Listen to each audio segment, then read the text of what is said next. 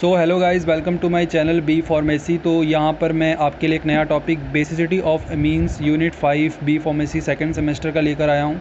तो अगर आपको इसके नोट्स बनाने हैं तो आप बना सकते हो वीडियोस को देखकर, और अगर आपके पास नोट्स हैं तो कोई बात नहीं, फिर भी आप वीडियो को देख सकते हो, क्योंकि इसमें एक्सप्लेन भी करूँगा कि क्या और कैसे हो रहा है, कौन सी चीज़ कहाँ पर कैसे एडजस्ट हो रही है, कौन सी रिएक्शन कैसे परफॉर्म हो रही है।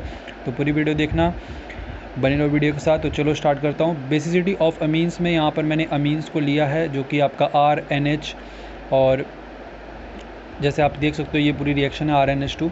और मैंने इसमें यहाँ बताया भी है कि ये कैसे होती है रिएक्शन। अगर आपको नहीं समझ आता तो देख सकते हो यहाँ पर कि RN और 2 बार मैंने H को अलग अलग करके लिखा है, सेम ही है लेकिन मैंने इसको अलग तरीके से लिखा है। और यहाँ पर आप देख सकते हो N के ऊपर 2 लोन पेयर इलेक्ट्रॉन है। लोन पेयर इलेक्ट्रॉन क्या होते हैं अगर आपको नहीं पता तो मैं आपको बता दूं कि ऑर्गेनिक में कुल 5 तरीके के कंपाउंड्स होते हैं। आप पढ़ा होगा ऑर्गेनिक केमिस्ट्री में, तो आपको पता है कि हाइड्रोजन, कार्बन, ऑक्सीजन, नाइट्रोजन और हैलोजन, हैलाइड्स में क्लोरीन, ब्रोमीन, आयोडाइड, ये सारे जो हैं ऑर्गेनिक कंपाउंड्स हैं और इनके अपने अपने लोन पेयर इलेक्ट्रॉन्स होते हैं। तो अगर आपको ये चीज़ नहीं पता तो आप मेरी वीडियो जो है, मैंने इस चीज़ टॉपिक पर जो है वीडियो अपलोड की है अपने चैनल पर, आप जाके वहाँ पर देख कर उसको समझ सकते हो।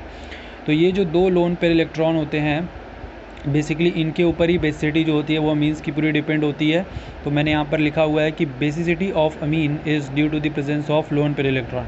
मतलब जो बेसिसिटी होती है अमीन्स की, मतलब इस अमीन्स की जो बेसिसिटी है वो लोन पेयर इलेक्ट्रॉन पर डिपेंड है। और ये जो लोन पेयर इलेक्ट्रॉन होते हैं ये एक्सेप्ट करते हैं प्रोटोन को। प्रोटोन क्या होते हैं? H+ को प्रोटोन बोला जाता है। तो ये जो इलेक्ट्रॉन्स हैं, ये इलेक्ट्रॉन्स किसको अट्रैक्ट करते हैं? वो H+ को अट्रैक्ट करेंगे। और H+ किसको अट्रैक्ट करते हैं? वो इलेक्ट्रॉन्स को अट्रैक्ट करेंगे। मतलब जो इलेक्ट्रोफाइल है वो न्यूक्लियोफाइल को अट्रैक्ट करेगा और न्यूक्लियोफाइल जो है वो इलेक्ट्रोफाइल को अट्रैक्ट करेगा। तो ये दोनों अपने आप में ही जो है वो रिएक्शंस करते रहते हैं। तो जो लोन पेयर इलेक्ट्रॉन होगा वो एक्सेप्ट करेगा प्रोटोन को फ्रॉम एसिडिक कंपाउंड से। ठीक है, तो आपको ये चीज़ उसमें मेंशन करनी है, ज़रूर लिखनी है ये 4-5 लाइनें, जिससे कि पढ़ने वाले को पता लग जाए कि हाँ उसे कुछ चीज़ पता है इसके बारे में।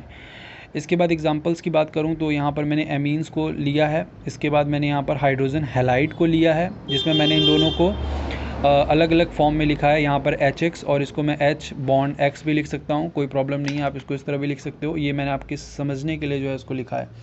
तो जैसे ही H जो है वो हैलाइड से जो है अपने इलेक्ट्रॉन्स को खींचता है, मतलब बॉन्ड को तोड़ने की कोशिश करता है, तो H पर प्लस चार्ज और X पर माइनस चार्ज आ जाता है। और आपको पता है कि प्रोटोन वाले पार्ट को जो है वो नाइट्रोजन अट्रैक्ट करेगा, क्योंकि उस पर लोन पेयर इलेक्ट्रॉन है, वो सॉल्ट की फॉर्मेशन कर देगा। तो अमोनियम, एल्काइल अमोनियम हैलाइड जो है आपके पास सॉल्ट क्रिएशन हो जाएगी। दूसरी चीज़ आपके पास यहाँ पर फिर वही है, आपके पास अमोनिया, यहाँ पर जो है अमीन पड़ा हुआ है, सॉरी अमोनिया बोल रहा हूँ, अमीन पड़ा हुआ है आपके पास। देन इसके बाद आप वाटर लोगे, H+ आपके पास है, वो इसके साथ अट्रैक्ट करेगा, देन फिर से सॉल्ट की फॉर्मेशन करेगा। आपके पास एनिलीन पड़ा हुआ है, एनिलीन भी यही करेगा। HCl मैंने लिया है H+, इसके पास लोन पेयर इलेक्ट्रॉन है, ये लोन पेयर इलेक्ट्रॉन इसके पास जाएंगे और ये NH3 हो जाएगा और इस पर पॉजिटिव चार्ज आ जाएगा, ये प्लस में हो जाएगा। अभी पहले ये माइनस में था, ठीक है। जैसे ही इसने इसको अट्रैक्ट किया ये प्लस में कन्वर्ट हो गया, मतलब स्टेबल हो गया, एंड इसके साथ क्लोरीन आ गया, मतलब अमोनियम क्लोराइड सॉल्ट बन गया। Order of basicity of amines की बात करूँ मैं अगर, तो ये आपके और बेसिसिटी ऑफ अमीन्स एंड हो गया। अब order of basicity of amines की बात करूँ तो ये प्राइमरी, सेकेंडरी और टर्शरी तीनों पर जो है वो इसकी जो है वो हम परफॉर्म करते हैं। और ये गैस फेज, लिक्विड फेज पर होता है। इसमें 3-4 इफ़ेक्ट्स होते हैं, जैसे plus I effect, solvation effects, steric hindrance effect. Plus I effects की बात करूँ तो प्लस आई इफेक्ट जितना ज़्यादा होगा बेसिसिटी उतनी ज़्यादा होगी। मान लो मेरे पास यहाँ पर 3 तरीके के जो अमीन्स पड़े हुए हैं, प्राइमरी, सेकेंडरी और टर्शरी, और इसके बीच अगर मुझे स्टेबिलिटी बतानी हो, यानी ऑर्डर ऑफ बेसिसिटी बतानी हो, तो मैंने आपको स्टेबिलिटी तो बता दी कि जितनी ज़्यादा प्लस आई इफेक्ट होगा उतना ज़्यादा बेसिसिटी होगा। तो प्लस आई इफेक्ट का मतलब आई और आर को मैंने आई से डोनेट किया, मतलब आई आपका एक तरीके का एल्काइल है, मतलब जितने ज़्यादा एल्काइल ग्रुप होंगे उतना ज़्यादा आपकी स्टेबिलिटी होगी, क्योंकि एल्काइल ही जो है वो आपको इलेक्ट्रॉन्स देंगे और आपको स्टेबल करेंगे और आपकी बेसिसिटी को इंक्रीज़ करेंगे। तो जितने ज़्यादा आर, तो प्राइमरी में 1 ही आर है, सेकेंडरी में 2 आर हैं और टर्शरी में 3 आर हैं। 3 अल्काइल ग्रुप वाला ज़्यादा स्टेबल होगा एज़ कम्पेयर टू सेकेंडरी, और सेकेंडरी वाला ज़्यादा स्टेबल होगा एज़ कम्पेयर टू प्राइमरी। तो ये आपकी स्टेबिलिटी हो जाएगी, आपकी बेसिसिटी भी हो जाएगी। अब अगर बात करूँ मैं सॉल्वेशन फेज़ की, तो ये लिक्विड फेज़ पर होता है। जैसे ये मैंने बताया आपको, ये गैस और लिक्विड दोनों फेज़ पर होता है प्लस आई इफेक्ट, लेकिन सॉल्वेशन वाला फेज़ जो है वो लिक्विड फेज़ पर होता है, वाटर में होता है। तो यहाँ पर भी हमारे पास जो है आपका एमीन्स पड़ा हुआ है, और मैंने यहाँ पर ये अपना वाटर मॉलिक्यूल H+ ले लिया है, हाइड्रोजन। मैं रिएक्शन करा रहा हूँ तो ये कैटायन की फॉर्मेशन हो रही है। कैटायन की फॉर्मेशन होने के बाद आपको मैंने यहाँ पर देखो, मैंने बताया है ये हमारी कैटायन की फॉर्मेशन हो गई। ये रिएक्शन होने के बाद मैंने ये 3 बनाए हैं, एक प्राइमरी, एक सेकेंडरी और एक टर्शरी। जो प्राइमरी वाला पार्ट है उसके पास देखो ज़्यादा हाइड्रोजन्स हैं सेकेंडरी वाले पार्ट के कंपेयर में, और सेकेंडरी वाले के पास ज़्यादा हाइड्रोजन्स है एज़ कम्पेयर टू टर्शरी।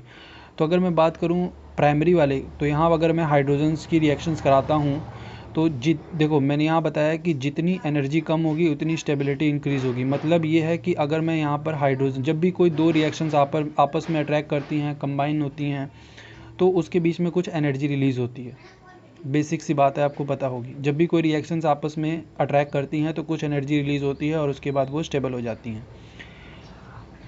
अब अगर ये पेन है, अगर मैं इसको यहाँ पे, अभी मैंने ऊपर इसको ऐसे पेन को रखा हुआ है, अगर मैं इस पेन को नीचे की ओर फेंकता हूँ तो ये यहाँ जाकर जो है वो स्टेबल हो गया। जब तक मैंने इसको ऊपर रखा था तब तक इसके पास ज़्यादा एनर्जी थी, मतलब मेरी एनर्जी लगी हुई थी, ये स्टेबल नहीं था। जैसे ये नीचे गिरा तो अब ये जाकर जो है परमानेंट स्टेबल हो गया, अब इसको किसी एनर्जी की ज़रूरत नहीं है। तो सेम चीज़ यही है कि अगर आपके पास एनर्जी जितनी कम होगी स्टेबिलिटी उतनी ज़्यादा होगी। तो जितने ज़्यादा हाइड्रोजन्स और वाटर का जो है वो रिएक्शंस होगा उतनी ज़्यादा एनर्जी, यहाँ पर 3 हाइड्रोजन है तो ज़्यादा एनर्जी रिलीज़ होगी एज़ कम्पेयर टू सेकेंडरी। यहाँ पर 2 हाइड्रोजन है तो ज़्यादा एनर्जी रिलीज़ होगी एज़ कम्पेयर टू यहाँ पर 1 हाइड्रोजन है। तो अगर स्टेबिलिटी की बात करें तो प्राइमरी, सेकेंडरी और टर्शरी ये इसकी स्टेबिलिटी है। स्टेरिक हिंड्रेंस की बात करूँ तो यहाँ पर क्राउडनेसनेस जो है वो ज़्यादा है, मतलब भीड़ ज़्यादा है, तो आपकी जो स्टेबिलिटी होगी वो ऑटोमेटिक जो है, अगर भीड़ ज़्यादा होगी तो कम हो जाएगी और भीड़ कम होगी तो स्टेबिलिटी बढ़ जाएगी। कैसे, मैं वो आपको बताता हूँ। ये मैंने यहाँ पर प्राइमरी, सेकेंडरी और ये टर्शरी लिया हुआ है। यहाँ पर अगर किसी भी इलेक्ट्रोफाइल को आकर अगर यहाँ पर न्यूक्लियोफाइल के साथ अप्रोच करना हो तो ईजिली हो सकता है, लेकिन अगर सेकेंडरी के पास आना हो तो थोड़ी सी प्रॉब्लम होगी, क्योंकि यहाँ पर 2 एल्काइल ग्रुप हैं, थोड़ी सी प्रॉब्लम क्रिएट करेंगे, लेकिन हो जाएगा। अगर मैं बात करूँ टर्शरी की तो यहाँ पर 3 एल्काइल ग्रुप हैं, जो कि as compare to secondary, as compare to primary बहुत ज़्यादा यहाँ पर अप्रोच जो होता है ना इलेक्ट्रोफाइल का न्यूक्लियोफाइल के पास, वो थोड़ा सा ज़्यादा इशू क्रिएट करेगा। मतलब हो जाएगा लेकिन थोड़ा सा इशू क्रिएट होगा। तो अगर इस हिसाब से अगर स्टेबिलिटी बतानी हो तो ज़्यादा स्टेबल प्राइमरी होगा, क्योंकि यहाँ ईजिली हो जा रहा है। फिर उसके बाद secondary as compare to tertiary वो ज़्यादा स्टेबल है, और फिर उसके बाद टर्शरी। तो आप देख सकते हो कि सेम ही जो है इनकी ऑर्डर ऑफ रिएक्टिविटी है, सॉल्वेशन फेस और स्टेरिक हिंड्रेंस, लेकिन आपको पेपर में ये भी चीज़ बतानी पड़ेगी। अब एक बहुत इंपॉर्टेंट चीज़ है जो कई बार NIT में पूछी जाती है, ये आपको कभी R मतलब एल्काइल की जगह C2H5 इथाइल ग्रुप दे सकता है। अगर आपको इथाइल ग्रुप दे और आपको पूछे कि उसकी स्टेबिलिटी बताओ, तो आपको हमेशा ये स्टेबिलिटी याद रखनी है कि सबसे पहले सेकेंडरी, फिर टर्शरी, फिर प्राइमरी। यहाँ आप देख सकते हो, ये स्टेबिलिटी आप अपने माइंड में याद कर लो। कई बार मेथाइल ग्रुप की जगह या एल्काइल ग्रुप की जगह आपसे इथाइल ग्रुप के बारे में पूछ लेता है स्टेबिलिटी एमीन्स में। दूसरा भी आप देखो, अगर आपसे इथाइल की जगह मिथाइल पूछा या एल्काइल की जगह मिथाइल पूछ लिया CH3, तो स्टेबिलिटी क्या होगी, चेंज हो जाएगी।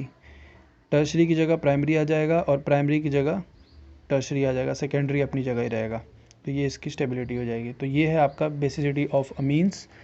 ये पूरी थ्योरी है आपकी, आप इसका नोट्स बना सकते हो, अच्छे से वीडियोस को 2 बार देख के नोट्स बना लो।